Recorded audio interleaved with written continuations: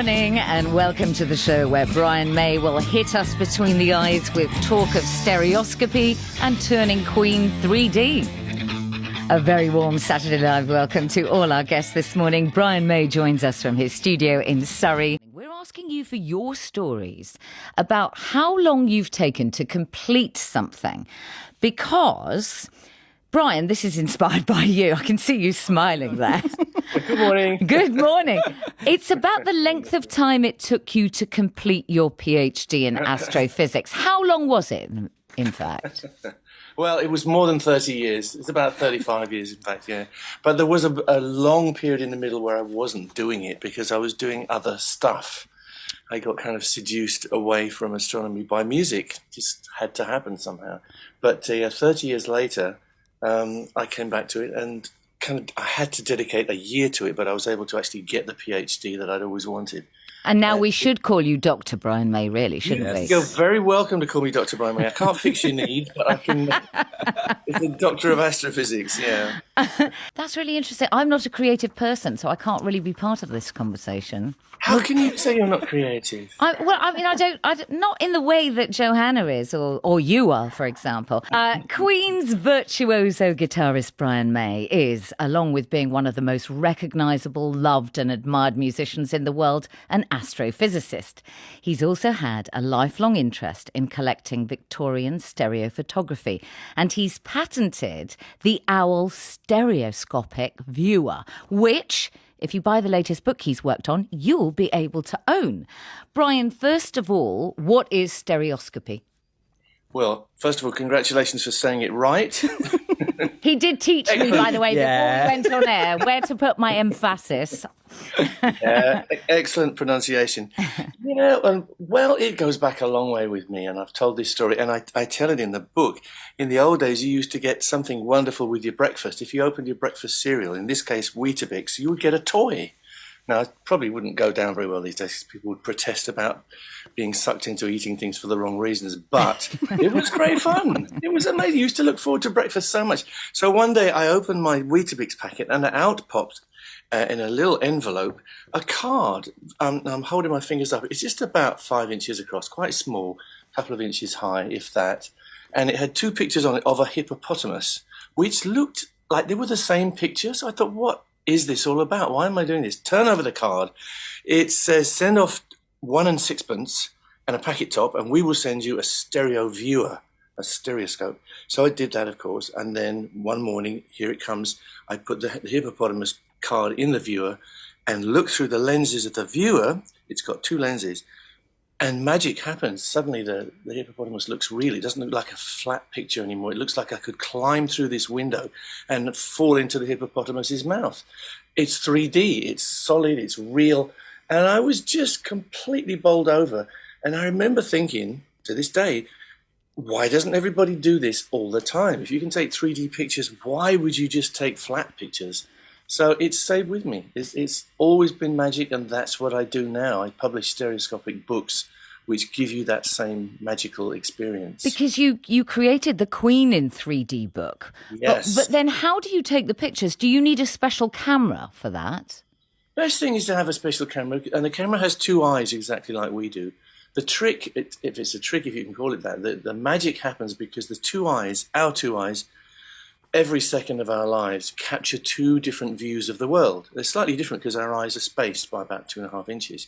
You put those pictures together in your brain, which happens automatically, and you get this wonderful three-dimensional picture of the universe around you inside your head. It's happening at this moment. Now, I know something about you, Nick. You don't. I know it's probably harder for you to get. Oh, yes. Because it's called stereopsis, and you kind of need to have both your eyes functional and linked in order to make this work. Mine aren't. No, they're not. One is really weak, yeah. You know, I have news for you, because I think stereopsis can be acquired in later life. I've read books on this. So you could probably do it with a little bit of sort of training and experiment. You could probably train your eyes to do that thing, to combine and give you the 3D view. And it would be a great benefit for you in the world, because I'm sure it would give you much better sort of spatial awareness and stuff. I could really use that, that's for sure. So I need to ask you, if optical perception is so fascinating to you, do you like virtual reality headsets and augmented reality? Absolutely. Well, virtual reality is the great, great, great, great, great grandson or daughter of, or other, of stereoscopy. It's the same thing, really. All that's added with the virtual reality system is that the picture stays still when you move your head, which is a very neat trick and makes all sorts of things possible. But basically, you're looking through a stereoscope. That's what's happening. That's why you're getting that sensation of reality. So, and stereoscopy was invented in 1832, as you'll find out in the book, not in the Renaissance, not in the Stone Age, but by one man, Charles Wheatstone, who figured it out. That you could, if you could do this in regular life, you could reproduce that in-depth feeling, sensation, by presenting two pictures to the eyes. He invented this idea before photography was invented, which is quite something. Really. So I can't do that on my iPhone then, even though I've got an advanced model? No, it's a very good question. You absolutely can do it on your iPhone, but you need to have something which isn't moving too much. Yeah, I do it all the time. All through the days of Queen, I carried a stereo camera because there weren't smartphones in those days. But these days we do everything on our phone, don't we? It's easy. You go click with your iPhone, or another phone that is smart. Yes. Sorry, that's advertising. Isn't it? No, it was my fault. I said it. No, but that's exactly what you do. Instead of taking simultaneous a pair of pictures, you do them sequentially. You do them one after the other. So you plant your feet on the ground. Some people call it the cha-cha method. I call it the rocking method, for obvious reasons. And you go click, take a picture of your scene. You then move yourself to the right, 2 or 3 inches, something like that. Do another click. And you have your two pictures, and there's a few little apps you can get actually, which will put those pictures together for you instantly. And you then put your iPhone or other in the back of the Owl viewer, and you get the sensation. Very good. Magical sensation. Brian, can I just ask, Luke has been in touch, and he's asking, stereoscopy, did it inspire the Viewmaster toy from the 60s and the 70s? Because when I think of 3D... Yes. I think of the Viewmaster, and I think is it the same thing? It's absolutely the same thing. And Viewmaster were great, really, because they kind of carried the torch for stereoscopy, or 3D, if you want to call it that, all through the time when it really wasn't very healthy. People weren't very interested in stereoscopy at various times in history. Viewmaster kind of carried it through. I had one when I was a kid. I think we probably all did, didn't we? Mm-hmm. Yeah, that wasn't the thing that I got in the Weetabix packet. That was called something that's called Vista Screen. But it's the same principle, and it's the same principle when you go and see Avatar in the cinema.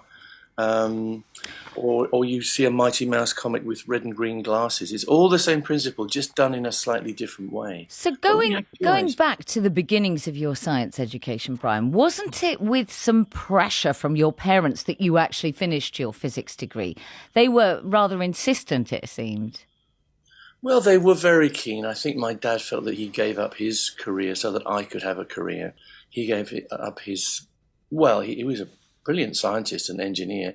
He was also a great piano player, and what he did was get a steady job, which I think was difficult for him, but he did it so that he could raise a family, who was me, and the fact that I wanted to give up my scientific career at a certain point gave him so much pain, he just couldn't deal with it. So we had a long period of hardly being able to talk to each other, ending up in my poor old mum having a nervous breakdown because she loved us both. So difficult times. And then one day I flew him to Madison Square Garden to see us play. And he went, okay, I get it now. But going back to your question, yeah, he encouraged me. It's odd because he encouraged me to do my science. He also encouraged me to build a guitar. So we built the guitar together. So he did both things. Is this your old lady, the Red Special? Yeah, she's called the Red Special. Yeah, and she's still with me, as you probably know. Yeah, but the science thing, the funny thing was I did drift away. I had to, because honestly, I think you were talking earlier about the reason that people take a long time to do things and you have to step away. I think you said that, Camilla, didn't you? You have to step away and come back. And that's what I did. I didn't think I was good enough at my astronomy. So I left, and Queen was calling. It was actually called Queen about that time. It was invented that time, if you like. We gave birth to it. And off we went for about 30 years making music. But it was always there inside me. I had to go back and finish it. And it was dear old Patrick Moore. I hope you all remember dear Patrick Moore, who used to be the father of astronomy in England. Hosted the same show every time, The Sky at Night. Every show he hosted for 50 years, which is a world record. except for one show where he had a bad egg and he couldn't do it. But I digress. But Patrick said to me, "You could finish your PhD, Brian." And I went, "Patrick, I can't. And my brain doesn't work like that after 30 years on the road playing guitar music." And he went, "Yes, of course you could." And we talked about it publicly. And one morning, the head of astrophysics from Imperial College, where I had started my PhD, rang me up and said, "Brian, I hear you talking about doing a PhD, about finishing your PhD. If you're serious, come in here and you can do a year and resume your studies and get your PhD, and I will be your supervisor." So, and it was his last year as supervisor at Imperial College. It was a wonderful thing that he did. The one thing he didn't do was make it easy, because you can't do that. You have to actually make it very hard for people to get PhDs on it, or else they're not worth anything. So he made it really tough for me. But I gave up a year, didn't do anything except sit in that little office in Imperial College and study, and I got my PhD. So yes, you can call me doctor. I will call you doctor. You spent a year being a teacher yourself, didn't you, in a comprehensive in Brixton? What was that like? It was wonderful. I still hear occasionally from some of the students that I taught. That was going to be my next question. Do they stay in touch and tell you you've changed their life? A couple of them have, which is wonderful. Yeah, my crowning achievement was that I managed to get some of them to stay on past the date when they could leave school, because it was kind of anarchic, that school. It was in Brixton, very mixed race and mixed culture school, and a lot of them had knives, and teachers were terrorized. The reason that I was doing it was because they couldn't keep teachers in the building. So I was what's known as a supply teacher. And because I was young and had lots of hair, they kind of accepted me. They didn't want to fight with me. And they used to say, "Sir, are you pop star? Are you rock star?" And I went, "Well, not at the moment." I said, "No, I'm a teacher at the moment, so sit down." Brian, but very, very clearly you made an impression, because Pauline has been in touch. She says that you were her maths teacher at Stockwell Manor Comprehensive. Oh. It was the early 70s. She says she remembers you because you were so different from all the other teachers, especially your clothes and your hair. So you made a lasting impression, didn't you? Oh, Pauline, how wonderful of you to be in touch. Well, God bless you. I hope life's good for you. I hope the maths helped you. She can get back in touch and say how she's used it in her life, can't she? That would be great. Wonderful. So, I mean, do you think that to understand a subject, you necessarily have to be able to teach it? I'm just thinking about the way that you have explained stereoscopy to us. You are, in a sense, every time you're writing something, teaching as well, aren't you? Yes, I think it's a good question. And I think the answer is yes. I think as soon as you teach something, you see it in a different light, and it suddenly becomes your friend. Yeah, I was okay at maths at school. You know, I was sort of scientifically inclined, but as soon as I was teaching it, I was kind of swatting up on it each night before the lessons the next day. You have to be ahead of the students. But as soon as I was trying to put across those concepts, I realized that I actually understood them probably for the first time in depth. Yeah. So yes, teaching is a great way to get to grips with a subject. And I love maths anyway. I always did love the sciences, and maths in particular. And I think I could communicate with them, and some of them got fired up. I hope Pauline got fired up. She'll let us know, won't she? Let us know. So you have fired up a lot of people actually on social media, and you've been teaching on social media too. You've been doing tutorials and things. You share quite a lot with your fans and followers. When did you actually start? When did you start using Instagram, for example? Well, I was doing this stuff long before Instagram was invented, because I had a thing called, well, it was called a blog in those days. I don't know if it's still called a blog, but I went on very early and I created something called Brian's Soapbox, because I figured if you have ideas and you want to spread them and you want to tell people, you stand on a soapbox in Hyde Park Corner. So that's kind of what I was doing. So I had Brian's Soapbox many years ago, and I used it kind of like Instagram, to be honest. I would put pictures up there if I was on tour or doing something. I would put down my problems that I had with life, or my views, the things that I was upset about. And then Instagram came along, and of course it was the perfect vehicle. I had dabbled a little bit with other things. I did a while on Facebook, but I had a kind of bad experience on Facebook because I was campaigning for animal rights and made lots of enemies, because you do if you're campaigning for animals. And it became very messy, and I just thought in the end I don't want to spend time Well, being that was going to be a question of mine, actually. I ignorantly assume that if you are so loved as Brian May, the guitarist from Queen, and all the other things you do, I just sort of assume you wouldn't get bad reactions from people. That it's like having a. So, on Instagram and Twitter, have you ever had that Oh issue? yeah, I've had really bad moments. Yeah, I've been bullied on there. Everybody can be bullied. You suddenly say a word wrong, Yeah. and it's like there are a lot of people waiting in the wings with their fingers poised above the keyboard of their computer, waiting to go. You said this, and therefore we hate you, and therefore you should never do this and that again. And I've had that. Yeah, I've had, and it's frightening. I can understand why people get really upset and depressed. Because, as you say, I'm a well-known person, and people kind of know what I'm at, and they know. I think most people realise I might make mistakes, but I have a fairly good heart, I hope. Nevertheless, I will say something which upsets people, and they won't come and discuss it. They'll come and pour hatred. I mean, and it's horrible. Well, it's poison. how do you cope with that then? Do you take it to heart? Do you ignore it? I do. Well, I block. I do a lot of blocking, and I don't think blocking is an aggressive act. It's a self-protection act. And I think I would advise anyone who gets this stuff, block, block, block. Because you don't need it in your life. You don't need negativity in your life. And we're all like little empty vessels. If we get filled up with negativity too much, we start to go wrong. The machine starts to break down. So don't put yourself through that block. Nevertheless, you feel hurt and you feel attacked. And it's very upsetting, yeah. And I've been through it a couple of times, generally through a misunderstanding. But at the same time, you can't have views on things and not upset somebody in the world today, the way it's so connected and the way people are so polarized. I made the mistake of talking about Donald Trump, I think last year sometime. And I have very definite views on Donald Trump. I'm not equivocal at all. But I thought, is it worth me stirring up this stuff which sort of gets in the way of what I try to do? I mean, I try to make music, I try to entertain people, I try to make people think, and you campaign for causes. I absolutely do. It's mainly animals for me. I think we have the wrong relationship with the rest of the creatures that inhabit this planet, and it's a crime.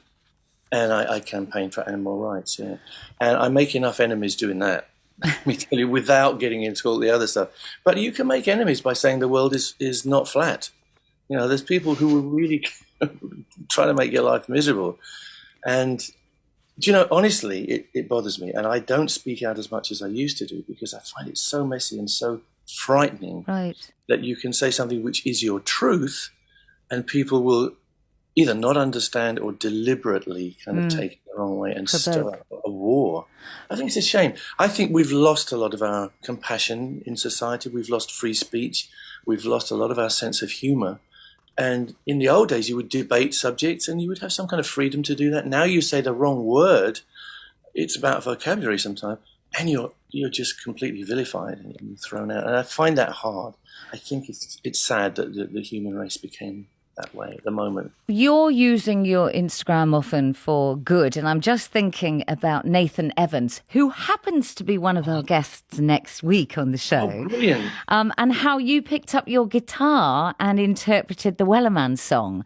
And then we saw his face and how blown away he was. I mean, moments like that are lovely, aren't they?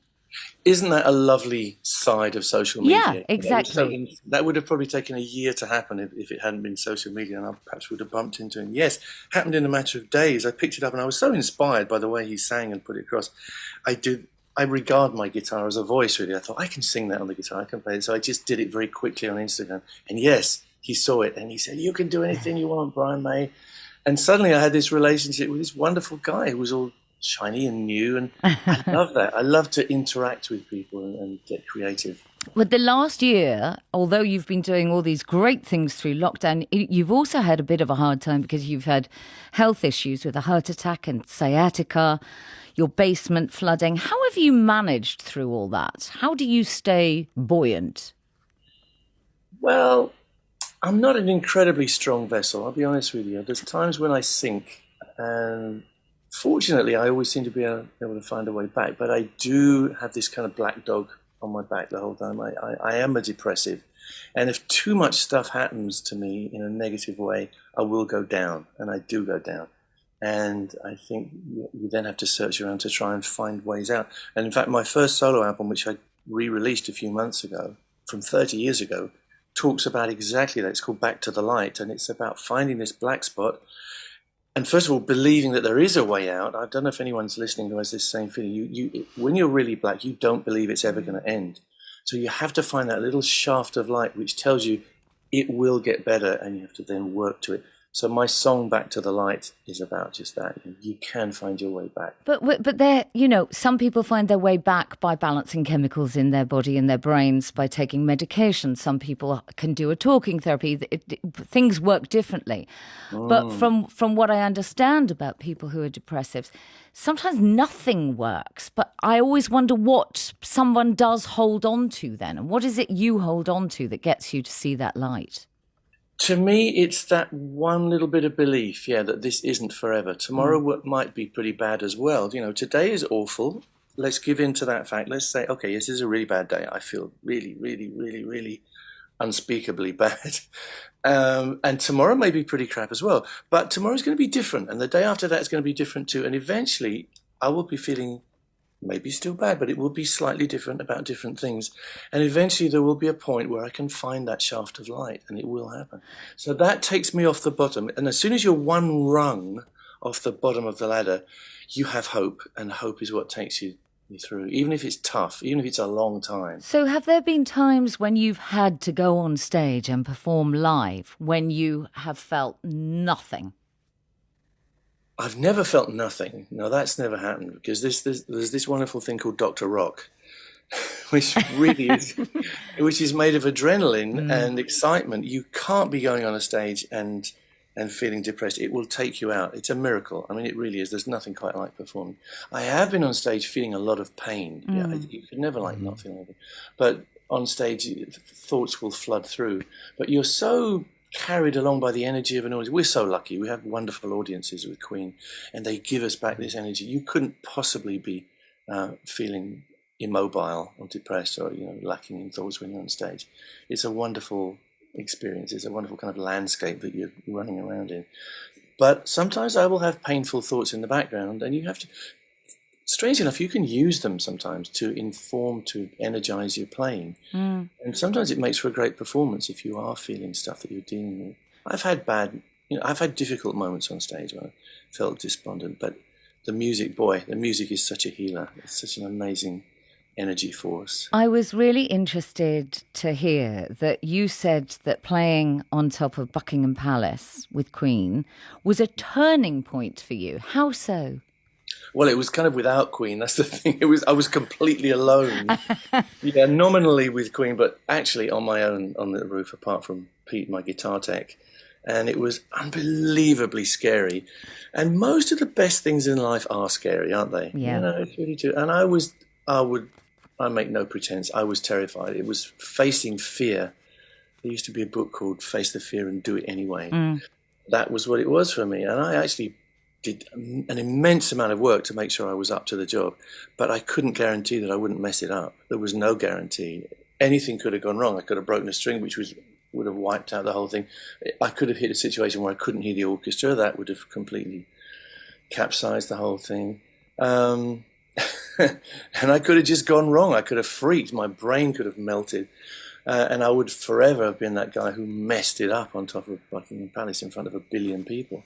So when it was done, and I'd felt that energy coursing through me, which is incredible, I just thought, I'm never going to be afraid of anything again.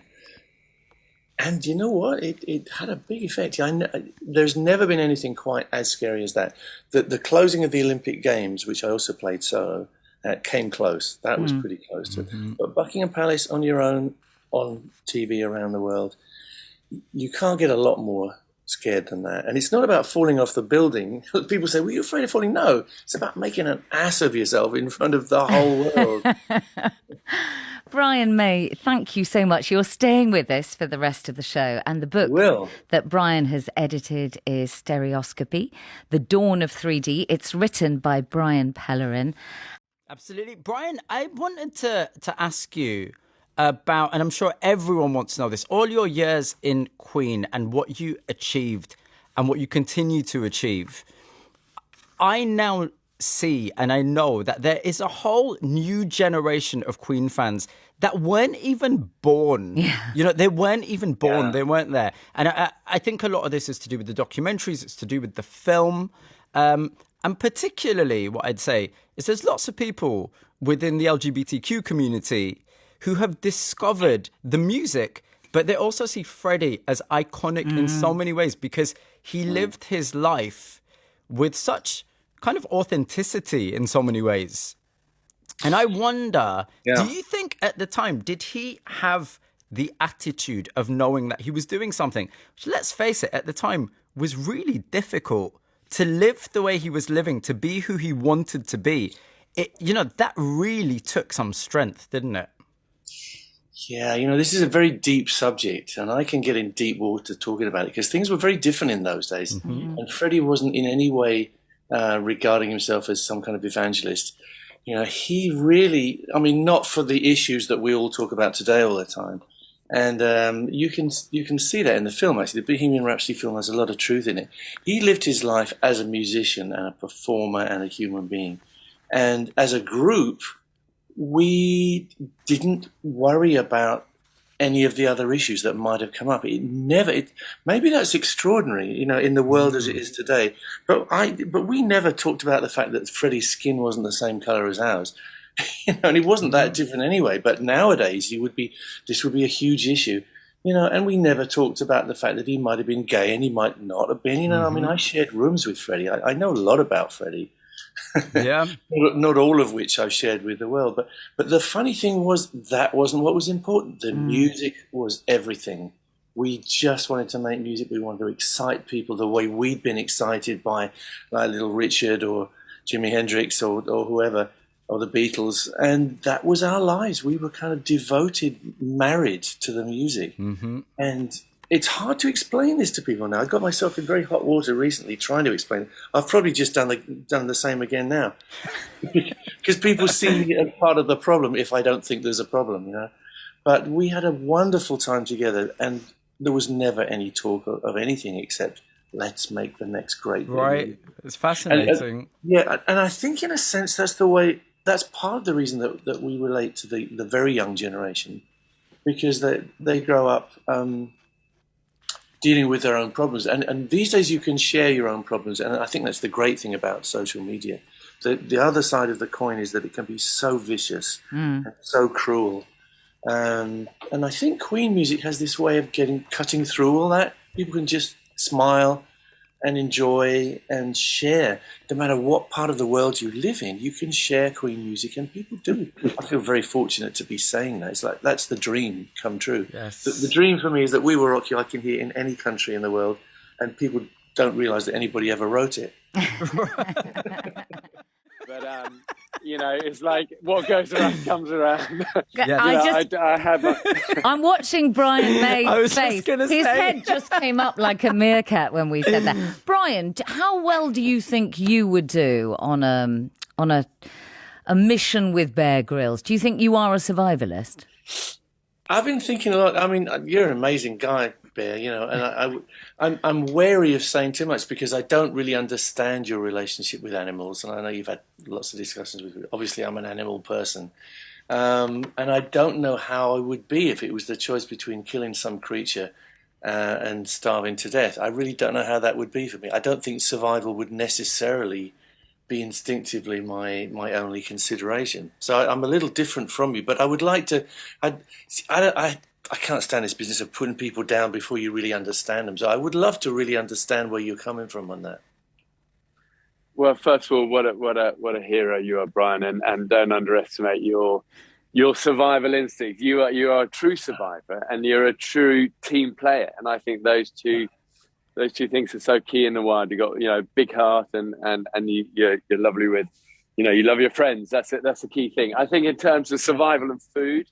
I think I definitely in the early days we were killing way too many kind of snakes and stuff like that in the name of survival. And do you know what? I've moved so far away from that, actually, ironically, nowadays. And for me, it's always about finding carcasses and bugs and grubs. And actually, if you look at great survivors historically through through time. They were always the foragers. You know, you go after the big game and you take too much risk and you burn too much energy. If Brian and I were to hang out with you, would there be a vegetarian option? Can we do that? yeah. Listen, of course, I've taken many stars who are like vegan and vegetarian, and it's been a wonderful adventure. And I'm always super respectful there of you that. go. So, that's great. We're gonna do I got to say, Bear, you're a hero too. Thank you for saying that, and it's brilliant. I'd love to hang out with you someday.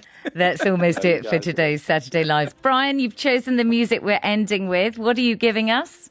It's our Christmas song. We made this last year. I made this with Kerry Ellis, who I've worked with a lot in the past, and this is a very jolly Christmas song. I had a hand in writing it. I didn't actually write the whole thing, of course. It came from two very clever guys in the Midlands. But it's called One Beautiful Christmas Day.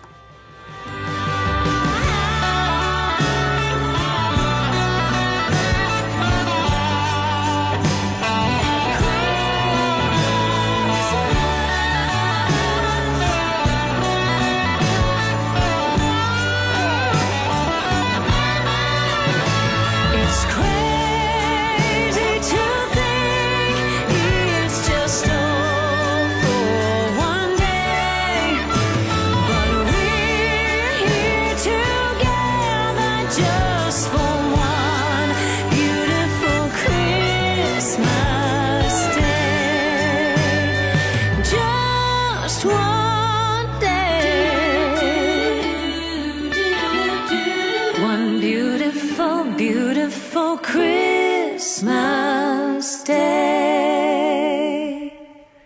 That's One Beautiful Christmas Day. Kerry Ellis with the guitar stylings of Brian May.